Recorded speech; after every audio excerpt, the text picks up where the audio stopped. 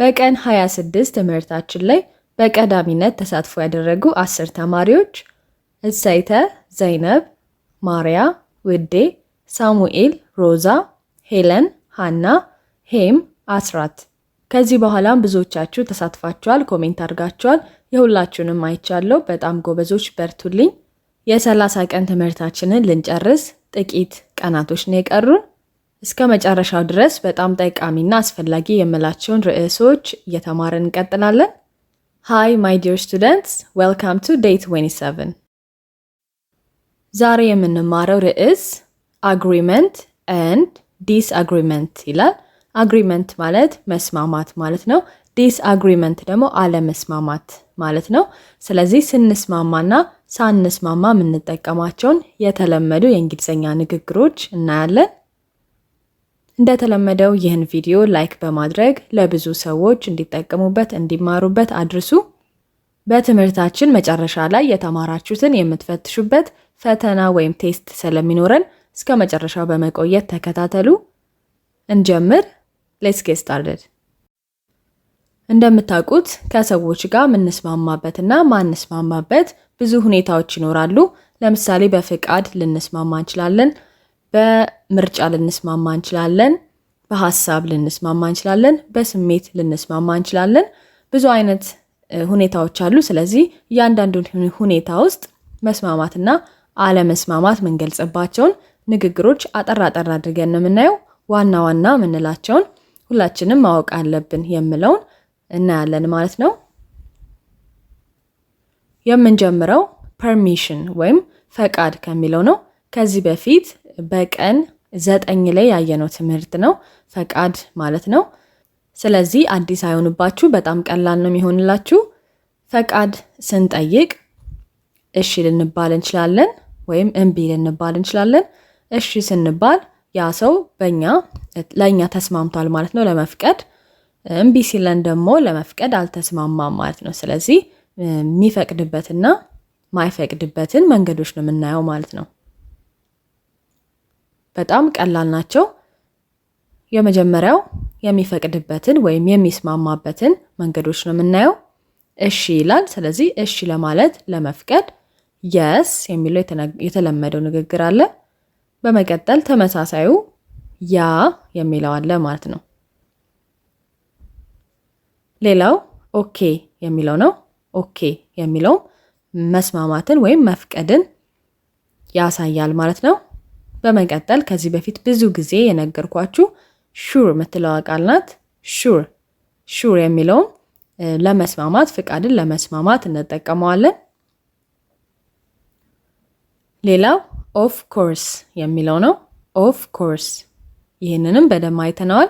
ኦፍ ኮርስ የሚለውም እሺ ብሎ ለመስማማት የምንጠቀመው ነው። ላለመስማማት ደግሞ በፍቃዳችን እምቢ ለማለት ኖ የምትለዋን እንጠቀማለን። በመቀጠል ንግግራችንን ወይም አለመፍቀዳችንን ትህትና ለማስገባት ሶሪ መጨመር እንችላለን። ኖ ሶሪ የምትለዋ እንደምታውቁት ይቅርታ የሚል ትርጉም አላት። ስለዚህ ከከለከልን በኋላ ወይም በጥያቄያቸው ካልተስማማን ኖ ሶሪ ብለን መጨመር እንችላለን ማለት ነው። በንግግሮች በሁለት ንግግሮች እናየው። የመጀመሪያው ሲፈቀድልን ወይም በጥያቄያችን ሲስማሙ እናያ።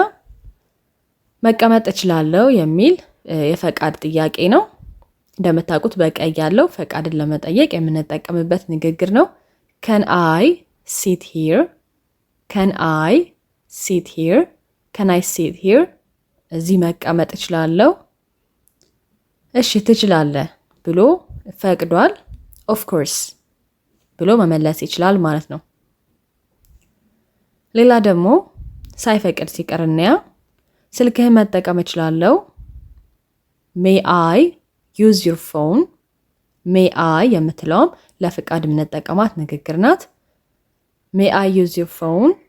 ስልክህን መጠቀም እችላለሁ። አይ አትችልም ተብሎ ተከልክሏል ማለት ነው። ኖ ሶሪ። ስለዚህ ቀላል ነው ማለት ነው። አሁን ደግሞ ለሁላችሁም አዲስ ይሆንባችኋል ብዬ ማስበው ኦፒኒየን ወይም አስተያየት፣ ከሰዎች አስተያየት ጋር መስማማት እና አለመስማማት። ይህንን በደንብ አድርገን በሰፊው እናየዋለን። መጀመሪያ መስማማትን የሚገልጹ ንግግሮች እናያ። የመጀመሪያው I agree። I agree። I agree ካልን እስማማለሁ እያልን ነው። I agree። ሌላው ደግሞ ልክ ነህ ወይም ልክ ነሽ ለማለት you are right። you are right። you're right። ልክ ነህ ልክ ነሽ ብለን በሀሳባቸው መስማማት እንችላለን ወይም በአስተያየታቸው መስማማት እንችላለን። ሌላው አሁንም እኔም እንደዛ ነው ማስበው ለማለት ከፈለግን I think so too። I think so too። I think so too። እኔም እንደዛው ነው ማስበው እያለን ነው። ቱ የምትለዋ መጨረሻ ላይ እኔም የምትለዋን ትገልጻለች። I think so ማለት ደግሞ እንደዛ ነው ማስበው ማለት ነው። ሌላው ደግሞ እውነት ነው ማለት ከፈለግን በአንድ ሰው አስተያየት እውነት ነው ለማለት ከፈለግን that's true። that's true። that's true። true ማለት እውነት ማለት ነው። ስለዚህ that's ማለት የተናገረው ነገር ያ ነገር እውነት ነው እያልን ነው። በተመሳሳይ ሁኔታ ትክክል ነው ማለት ከፈለግን ደግሞ that's right። right ማለት ትክክል ማለት ነው። ስለዚህ that's right ትክክል ነው ብለን መስማማት እንችላለን። በንግግር ስናየው ለምሳሌ ይህ ቦታ ደስ ይላል። This place is nice። This place is nice። This place is nice። place ማለት ቦታ ማለት ነው። nice ደግሞ ጥሩ ነው ወይም ደስ ይላል ማለት ነው። ስለዚህ በዚህ ከተስማማን እስማማለሁ ማለት ከፈለግን I agree ማለት እንችላለን። I agree። አሁንም ሌላ ምሳሌ እንያ። ስኳር ሲበዛ መጥፎ ነው የሚል አስተያየት ነው። Too much sugar is bad። Too much sugar is bad። Too much ማለት ብዙ ማለት ነው፣ ከመጠን በላይ ማለት ነው። sugar ስኳር ማለት ነው። bad ደግሞ መጥፎ ነው ማለት ነው። ስለዚህ too much sugar is bad ለሚለው አስተያየት መስማማት ከፈለግን እውነት ነው that's true ብለን መስማማት እንችላለን። that's true። ከፈለግን የቅድሙ ሁሉንም መጠቀም እንችላለን። I agree ማለትም እንችላለን። I think so too ማለትም እንችላለሁ። that's right ማለትም እንችላለሁ። ሁሉንም መጠቀም እንችላለሁ ማለት ነው። አሁን ደግሞ ማንስማማበትን ንግግሮች እንያ። እዚህ ጋር በቀይ ያሉት ትኩረት አድርጉ። ንግግራችንን አፍራሽ የሚያደርጉት ዋና ቃላቶች ናቸው። አልስማማም ለማለት I disagree። ዲስ ምትለዋ ይገባችሁ አሁን አፍራሽ ለማድረግ ነው ማለት ነው። ቅድም I agree ያልነው እስማማለሁ ነው። I disagree ሲሆን ደግሞ አልስማማም ይሆናል። በተመሳሳይ ሁኔታ I don't agree ማለት እንችላለን። I don't agree። እዚህ ጋር ደግሞ I agree የሚለው ላይ መሀል ላይ ነው don't ምትለዋን የጨመርነው ማለት ነው። don't ምትለው አሁንም ንግግራችንን ለማፍረስ ነው የመጣችው። ስለዚህ I don't agree ማለትም አልስማማም ማለት ነው። ሌላኛው መንገድ ደግሞ እኔ እንደዛ አላስብም የሚለው ነው። I don't think so። I don't think so። I don't think so። ቅድም ምን ብለናል? I think so too ብለናል። እዚህ ጋር አሁንም ዶንትን ነው ያስገባ ነው ማለት በመሃላቸው ዶንትን ስናስገባ አፍራሽ ያደርገዋል ማለት ነው። I don't think so ስንል ደግሞ እኔ እንደዛ አላስብም አልስማማም እያልን ነው። አሁንም እዚህ ጋር በደንብ ተመልከቱ አፍራሽ ቃሉን ማለት ነው። እውነት አይደለም ይላል። That's not true። That's not true። That's not true። እዚህ ጋር not የምትለዋ አፍራሽ ናት ማለት ነው። ቅድም that's true ያልነው እውነት ነው ነበረ። አሁን ደግሞ በመሃላቸው not የምትለዋን ስናስገባ አፍራሽ አረገችው ማለት ነው። በተመሳሳይ ሁኔታ እዚህ ጋም ስንመለከት ትክክል አይደለም ለማለት that's not right that's not right that's not right ካልን አፍራሽ ሆነ ማለት ነው። ቅድም that's right ያለው ትክክል ነው የሚለው ነበረ።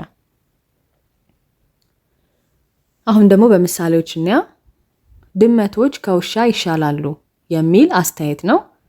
cats are better than dogs cats are better than dogs cats are better than dogs ድመቶች ከውሾች ይሻላሉ የሚል አስተያየት ነው። በዚህ መስማማት ካልፈለግን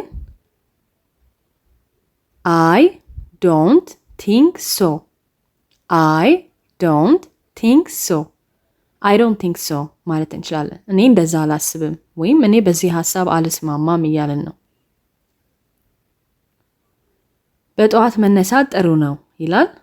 waking up early is good waking up early is good waking up early ማለት በጠዋት መነሳት ማለት ነው። good ማለት ደግሞ ጥሩ ነው። ስለዚህ በዚህ ሐሳብ ካልተስማማን አልስማማም ለማለት I don't agree I don't agree I don't agree ማለት እንችላለን።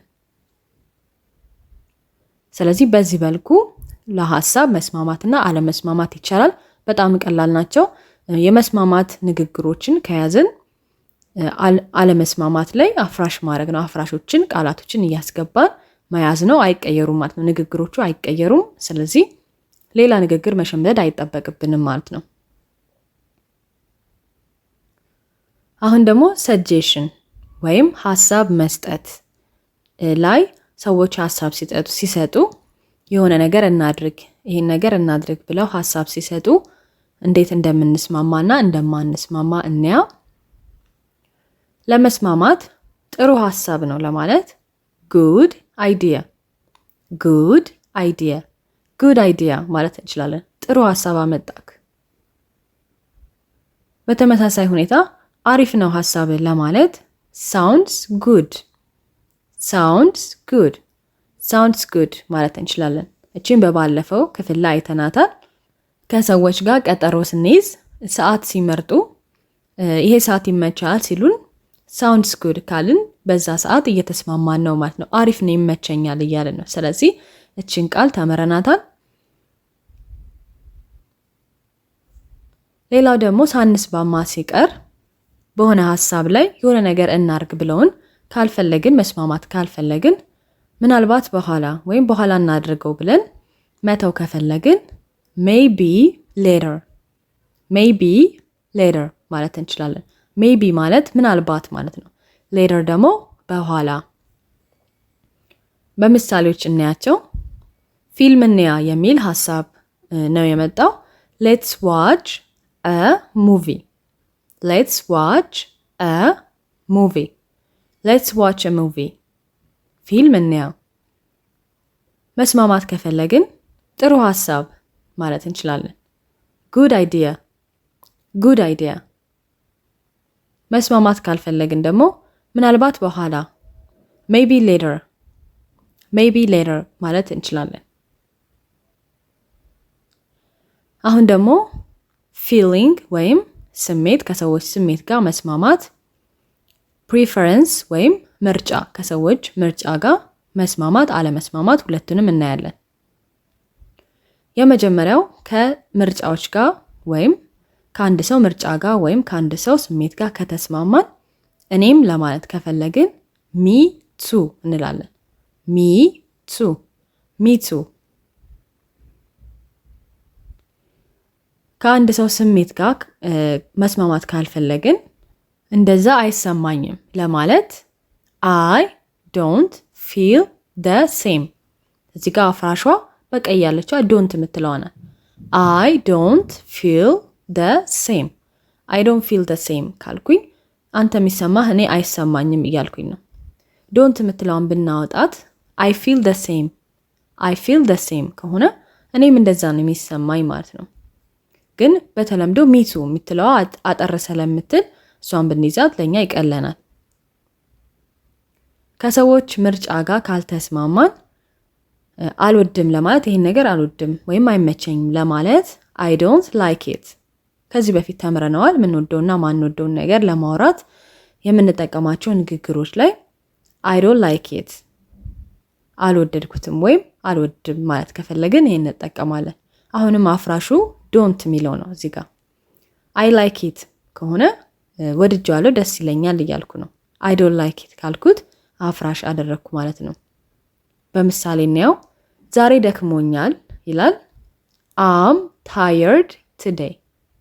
I'm tired today። I'm tired ማለት ደክሞኛል ማለት ነው። today ሲሆን ደግሞ ዛሬ። ከዚህ ስሜት ጋር ከተስማማውኝ እኔም ደክሞኝ ከሆነ me too እላለሁ። me too በቀላሉ me too። I feel the same ማለት እችላለሁ። ነገር ግን ቀለል አድርጌ me too ማለት እችላለሁ። ካልደከመኝ ደግሞ እኔ አልደከመኝም ለማለት ከፈለኩኝ እዚህ ጋር በቀይ ያለው መጠቀም እችላለሁ። not me not me I feel good። I feel good ማለት ጥሩ ስሜት ላይ ነኝ። not me እኔ እንደዛ አይሰማኝም ጥሩ ስሜት ላይ ነኝ ያልኩ ነው። ያ ማለት እኔ አልደከመኝም ማለት ነው። ከሰዎች ስሜት ጋር ላለመስማማት ብዙ አይነት ንግግሮችን እንጠቀማለን። ለዛ ነው ለዚህኛው ምሳሌ ተስማሚውን ንግግር ያመጣሁት። ነገር ግን I don't feel the same ማለት እችላለሁ እዚህ ጋር I'm tired today ካለ አንድ ሰው I don't feel the same ካልኩኝ አልደከመኝም ማለት ነው። ካንተ ስሜት ጋር አልጋራም እያልኩኝ ነው። አሁን ደግሞ ወደ ሰዎች ምርጫ እንሂድ። ለምሳሌ አንድ ሰው አይስክሬም እወዳለሁ ካለ I like ice cream ይላል። I like ice cream። እኔም ወድ ከሆነ ምስማማ ከሆነ me too እላለሁ በአጭሩ። የማልስማማ ከሆነ ግን I don't like it እላለሁ። አልወድም I don't like it። ስለዚህ በዚህ መልኩ መስማማትና አለመስማማት መግለጽ እንችላለን ማለት ነው። ንግግሮቹ ትንሽ የበዛባችሁ ይመስለኛል። ነገር ግን አስፈላጊና ቀላል ናቸው ብዬ ስላሰብኩ ነው ሁሉንም እዚህ ጋር ያመጣውላችሁ ማለት ነው። በተለያየ ሁኔታዎች ንግግሮቹ ስለሚለዋወጡ ማለት ነው። ነገር ግን ፈተናውን ወይም ቴስቱን ስትሰሩ በደንብ ትይዙታላችሁ ብዬ አስባለሁ። ስለዚህ አትጨነቁበት። እችን ቴስት በደንብ አድርጋችሁ ከሰራችሁ ማወቅ ያለባችሁን አውቃችኋል። ስለዚህ ተዘጋጁ፣ እንጀምር። አንደኛ A ሜሲ is better than ሮናልዶ።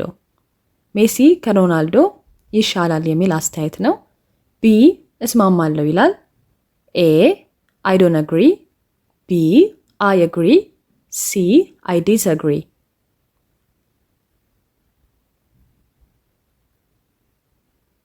መልሱ B I agree። ሁላችሁም እንዳገኛችሁት እርግጠኛ ነኝ። ኤ ላይ ያለው I don't agree የሚለው don't የምትለውን አፍራሽ ይዟል። ሲ ላይ ያለው ደግሞ I disagree የሚለው ዲስ የምትለውን አፍራሽ ይዘዋል ማለት ነው። ስለዚህ ኤ እና ሲ ላይ ያሉት አልስማማም የሚል ምላሽ ነው ማለት ነው። ወደ ሁለተኛ እንሂድ። ተመሳሳይ ጥያቄ ነው። ሜሲ is better than ሮናልዶ የሚል አስተያየት ነው። ነገር ግን እዚህ ጋር ቢ አልስማማም ብሎ ነው የሚመልሰው። ኤ you are right። B that's true። C I don't think so።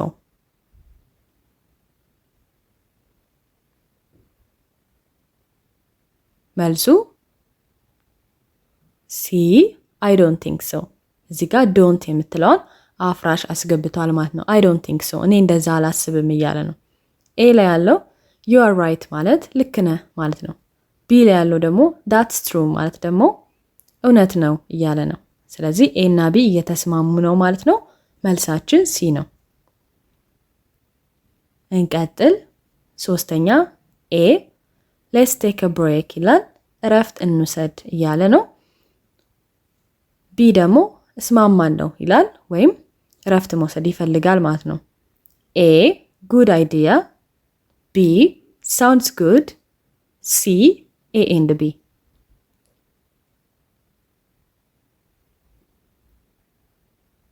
መልሱ ልክ ናችሁ። A and B።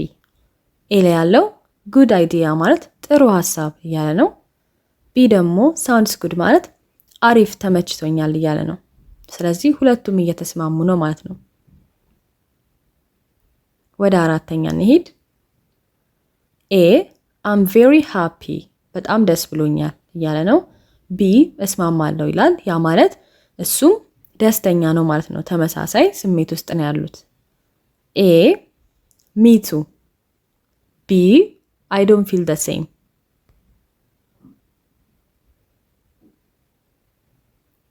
መልሱ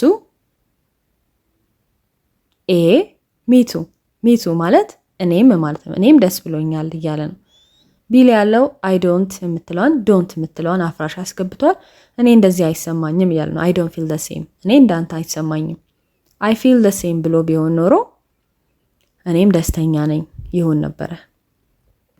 የመጨረሻው አምስተኛ፣ ይህም ቀላል ነው። ኤ አይ ላቭ ዲስ ካፌ ይሄ ካፌ በጣም ነው የምወደው አለ። ቢ አልስማማም እያለ ነው። ያ ማለት ካፌው አይመቸውም ማለት ነው። ኤ I don't like it። ቢ me too።